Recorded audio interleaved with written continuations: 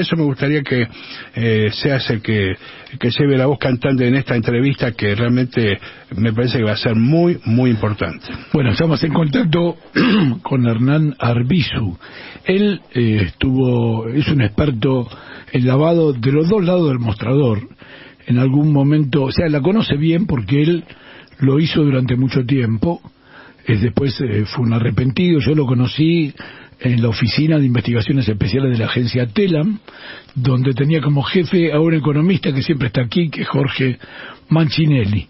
Nadie como él nos puede contar sobre este proyecto de ley, que algunos critican diciendo que es un lavado más, pero que ha unido a las fuerzas del Frente de Todos detrás de él, y ha desunido a la fuerza de la oposición, que se ven obligados a defender a los evasores. Hola Hernán, ¿cómo estás? Hola, ¿qué tal? Gracias por llamar. Contame cómo ves todo esto, porque vos sos el experto, sos el que nos ilumina.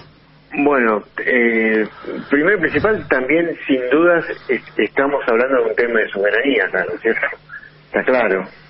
Es poder lograr que este país, bueno, es literalmente esta ley puede ser un punto de inflexión para Argentina, y dentro de ese punto de inflexión es justamente la soberanía, de no tener que depender de terceros países que nos presten dinero y que nos impongan las condiciones, o organismos como el fondo que nos impongan sus condiciones en absolutamente todo, tanto económica, y a partir de la económica, la social, la de defensa, absolutamente todo, porque recordemos que el fondo al imponerte las normas te controla el gasto, a dónde va cada peso, por lo cual te maneja el presupuesto, ¿no es cierto? Con respecto a la ley, a mí me parece, de nuevo, importantísima. Te diría que sería uno de los proyectos de ley más importantes de muchos años en Argentina, por lo que representa. Estamos hablando de 300.000, conservador, vamos a usar un número muy conservador, 200.000 millones de dólares de argentinos en el extranjero. Dicho sea de paso, todo el mundo tiene el derecho a tener sus ahorros donde se le ocurra. Los que tienen también, así como tienen el derecho, tienen la obligación de pagar sus impuestos, ¿no es cierto? Acá nadie está hablando de repatriar los fondos, que ya es un problema ético. Acá estamos hablando de un delito, el delito de evasión. Me podés decir, sí, bueno, pero existe la ley de evasión la ley de penal tributaria para combatir la evasión. Está claro que no ha funcionado. Hasta ahora está vigente, y de nuevo hay entre 200.000 y 400.000 millones de dólares argentinos en el extranjero, por lo cual se necesita un arma especial para combatir este tipo de evasión, y además involucrar nada más y nada menos que al Fondo Monetario, porque va a ser el destinatario de lo que se recaude con esa ley. Hernán, te hago una pregunta, no quiero interrumpir tu hilo, pero, o sea, ¿vos creés que efectivamente no es una simple expresión de deseos, como dijo Cristina Kirchner en su momento, pedirle al fondo que ayude en la repatriación, por lo menos a través de un instrumento como por ejemplo, de dólares que se han fugado a distintos paraísos o cuevas fiscales? Está claro que lo que escribe el codo con la mano lo borra lo que escribe el fondo con la mano lo borra con el codo, ¿no es cierto? Pero en el mismo acuerdo que se firmó hace menos de un mes, hace estricto hincapié en mejorar la recaudación. Esta ley es justamente para mejorar la recaudación, y con el mismo hincapié reclama a la Argentina que mejore las normas y las leyes de prevención de lavado de activos. Bueno, acá estamos hablando de evasión y lavado de activos, estamos en sintonía con lo que el fondo nos está exigiendo. Le estamos diciendo al fondo que acá hay un delito, que es el delito de, porque de nuevo acá tiene que quedar claro que la evasión es un delito, no es según el punto que se mire. La evasión es un delito, es así de simple, no hay muchas vueltas que darle. Le estamos diciendo que nos ayude a combatir un delito financiero, en definitiva termina siendo financiero porque afecta al sistema financiero de la Argentina. Hay papeles escritos por los famosos papers que escriben el Fondo Monetario, en el cual literalmente, básicamente, palabras más, palabras menos, dice: la evasión y el lavado de activos son los principales problemas que pueden afectar seriamente el sistema financiero y la estabilidad financiera de un país. Bueno, nosotros somos víctimas de eso justamente, ¿no es cierto? Así que, repito, lo que escribe con la mano lo borra con el codo, pero sería muy difícil, lo que está pasando en el mundo hoy sería muy difícil. Estados Unidos ha hecho una causa de Estado, una cuestión de Estado de combatir la evasión, porque otra cosa que se dice, no, en Argentina se evade mucho porque es un problema estructural del país que se pagan muchos impuestos. Falso. En todos los países del mundo se evade. O te dicen, no, para proteger los ahorros. Bueno, está bien. De nuevo, que protejan los ahorros, que los manden al extranjero, pero que paguen los impuestos. Claro, ese es el punto, ¿no? Me parece que esto habría que instalarlo en una sociedad, no sé si pensás lo mismo, pero en una sociedad que, no digo todos, pero es como que hay cierto mensaje de como que los que se llevan la plata afuera lo hacen casi, son buenas personas que están y casi son pobrecitos que se están llevando la plata con temor de perder sus ingresos, sus ahorros. Me parece que habría que cambiar un poco la posición, por lo menos, para que tratemos a cada uno como corresponde, ¿no? Bueno, es que es 100% así. Vos escuchabas a cualquiera de mis clientes y ellos eran personas que sufrían la Argentina, es decir, el autoconvencimiento de que no estaban haciendo las cosas mal, era que después es lo que el pensamiento general o popular es que esa gente padece de la Argentina. Se consideran dueños de un país al cual detestan. Bueno. Hay una situación política que es bastante paradójica. No me quiero extender mucho porque como pájaro siempre me voy por las ramas, pero por ejemplo, cuando se puso la institución del arrepentido para los casos de terrorismo y ese tipo de cosas, la derecha estaba totalmente de acuerdo y la izquierda no. Cuando esa institución se utilizó para perseguir, por ejemplo, al ex jefe de la ESMA, que estaban recibiendo dinero desde acá, todo cambió, se puso... se cortó. Entonces tenemos el círculo vicioso de siempre, que tanto generación de riqueza en pesos termina yéndose al dólar, generando presión con el dólar, bajando las reservas, al bajar las reservas genera inflación y tenemos el circo de siempre, el círculo vicioso en el cual hemos vivido durante muchos años, que durante hay gobiernos que se trata de combatir como el actual, y tenemos un gobierno como el anterior de 4 años en el cual te podías llevar la cantidad de dólares que querías sin dar ningún tipo de explicación. Pero ahí además lo podías comprar. O sea que claro, ahí no tenías ni siquiera la limitación de tener que pasar por el central, digamos, como control, digo, ¿no? Sí, pero también hay que aclarar eso. El central en realidad, porque también te dicen, cuando uno dice, no, que la paguen con lo que se fugaron. Soberbiamente, con la sonrisa que los destaca al gobierno anterior, los funcionarios, particularmente economía, te dicen, no, si pasó por el central no la fugaron, es plata declarada. No es ni sí ni no. ¿Por qué? Porque por el Banco Central solamente pasan las operaciones. El que hace la transferencia, el que mete las instrucciones en el famoso sistema SWIFT, que se hizo famoso ahora por Rusia, es el banco comercial en el cual vos sos cliente. Vos sos cliente, querés transferir al extranjero, vos vas con las instrucciones de transferencia, que son una hoja de ruta, el banco ingresa, y el que tiene la obligación de hacer lo que se llama el proceso de conozca a su cliente, para evitar la prevención, para evitar el lavado de activos, es el banco comercial. Si vos tenés una cuenta de $10.000 y un día te caes con un bolso de $1.000.000 para hacer una transferencia, eso es lo que se llama una operación sospechosa. Y el banco comercial tiene la obligación de reportarla a la unidad de investigación financiera para que intervenga el Estado e investigue. Lo que pasa es que durante el gobierno de Macri, la UIF se desmanteló, por lo cual le bajaron el nivel de exigencia a los bancos para que hagan reporte de operaciones sospechosas y terminamos en lo que terminamos, que era un circo. Entonces vos me decís, no, bueno, pero todavía no me explicaste cómo si pasó por el central no es plata legal.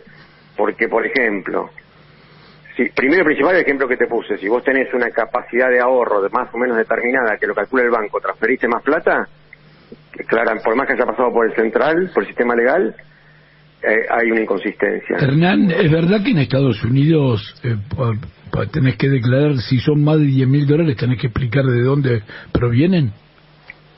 Sí, en realidad cualquier depósito. Pero bueno, si está estandarizado $10.000, sí. Es que acá, durante el gobierno anterior a Macri también, el problema es que desgraciadamente en los 4 años, bueno, estamos pagando las consecuencias. No solamente nos endeudaron para poder hacerse de dólares, también desmantelaron los organismos de control del Estado para poder transferirlos y para poder inclusive comprarlos. Claro, y además se da la paradoja de que la derecha que auspiciaba la ley de los arrepentidos en caso de terrorismo ahora clama que es anticonstitucional si hay arrepentidos que señalan a los evasores. Es muy curioso. Bueno, la verdad, los argumentos de la oposición para no votar esta ley son hasta acá en lo infantil, pero eso demuestra el alcance intelectual que tienen, ¿no es cierto?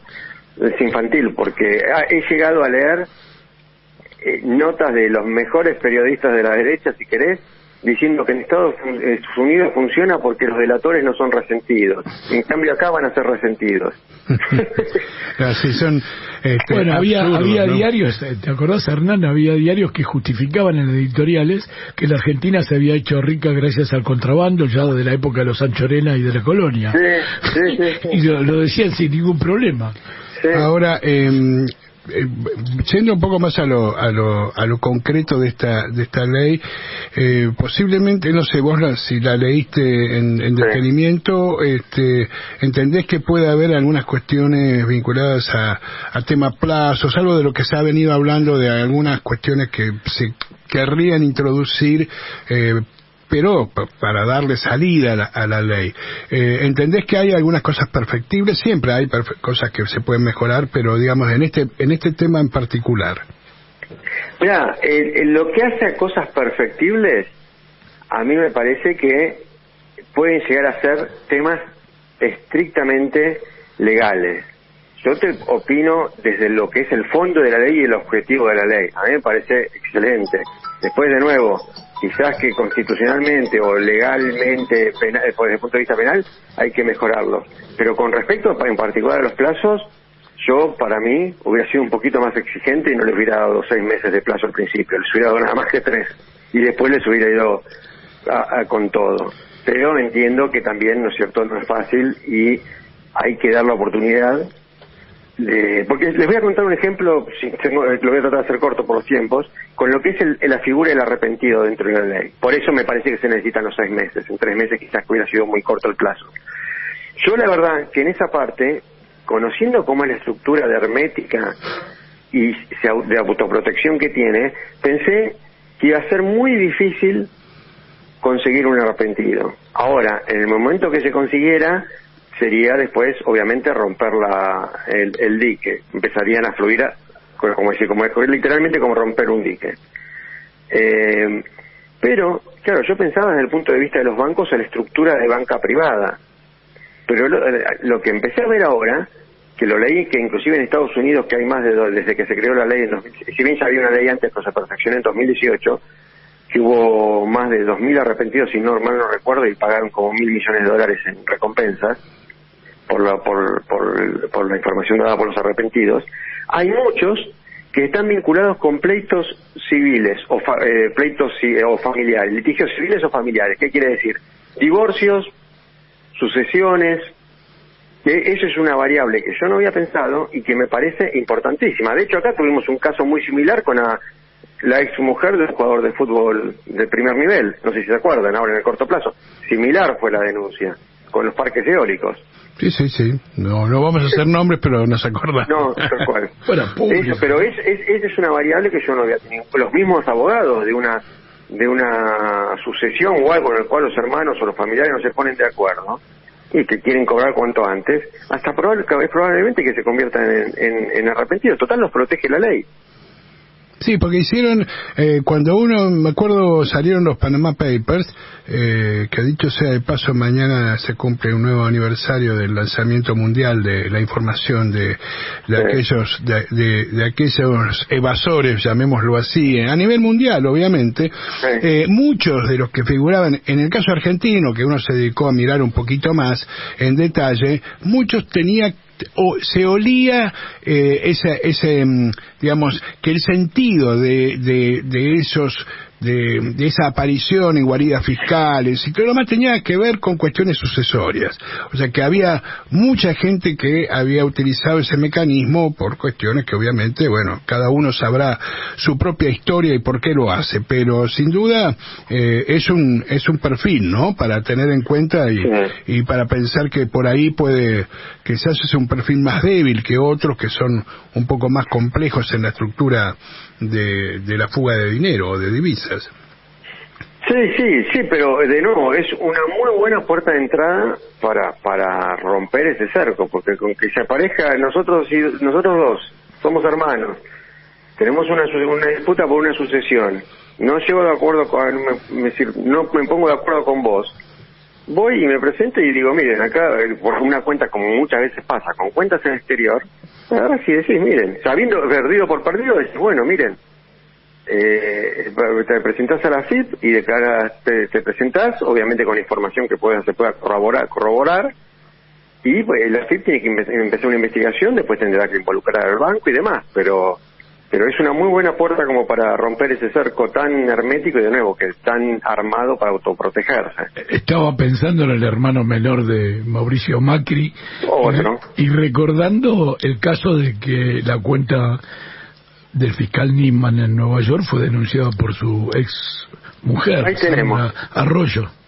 Ahí tenemos, justamente, ustedes fíjense, si buscamos los ejemplos, son justamente todos litigios familiares.